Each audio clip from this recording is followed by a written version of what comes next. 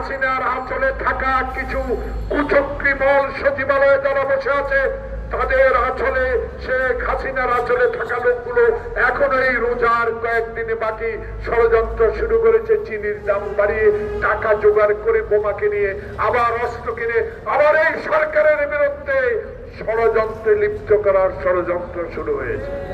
উদার মতো নির্বাচন নয়, আমাদের বর্তমান প্রধান নির্বাচন কমিশনের অধীনে মৃত ব্যক্তির ভোট, দিনের ভোট, রাতে নয়, এমন একটি ভোট দিয়ে বাংলাদেশের জনপ্রতিনিধির ক্ষমতা হস্তান্তর করুন।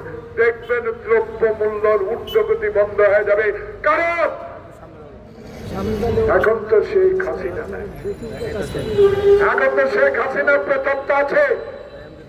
বিগত দিনের শেখ হাসিনা আমলে তারা আমার চাল ডাল চিনির সিন্ডিকেট করে বাংলাদেশের মানুষকে অত্যাচার অবিচার করেছে, কজনকে গ্রেফতার করেছে।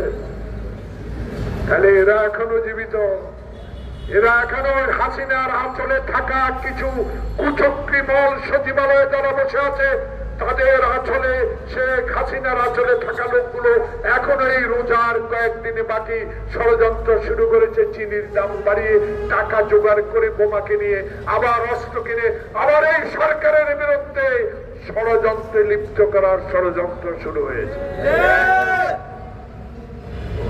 তাই আমাদের স্বরাষ্ট্র উপদেষ্টা মহোদয় সজ্জন মানুষ, অনেস্ট মানুষ, সৎ মানুষ।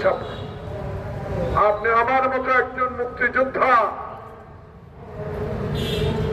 আমি আশা করি আপনি রোজার আর কয়েকদিন বাকি, দ্রব্যমূল্যের ঊর্ধ্বগতি রোধ করা কোনো বিষয় না।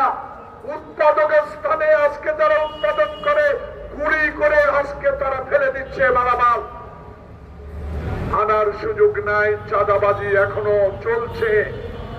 তাই এসপি ডিসিদেরকে নির্দেশ দেন, যারা উৎপাদকের মূল্য ঢাকা আনতে দেয় না, চট্টগ্রাম, খুলনা, রাজশাহীতে যেতে দেয় না, তারা কেন আনতে পারে না এই বিষয় বের করে রোজার মধ্যে আমার গরিব বাংলাদেশের মানুষদেরকে অন্তত রোজা থাকার ব্যবস্থা করে দেন, যাতে শান্তিতে রোজার মাসটা কাটাতে পারে।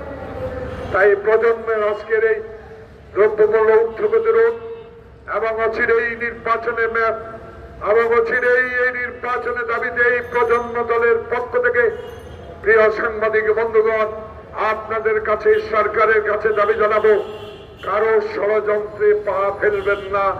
কারো ষড়যন্ত্রের কথা কানে আর শোনা দরকার নাই।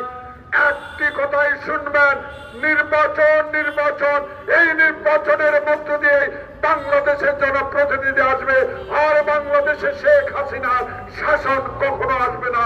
কারণ মুক্ত খবরের রক্তের প্রতি আমরা কখনো বিশ্বাসঘাতকতা করব না। সবাইকে ধন্যবাদ। আসসালামু আলাইকুম।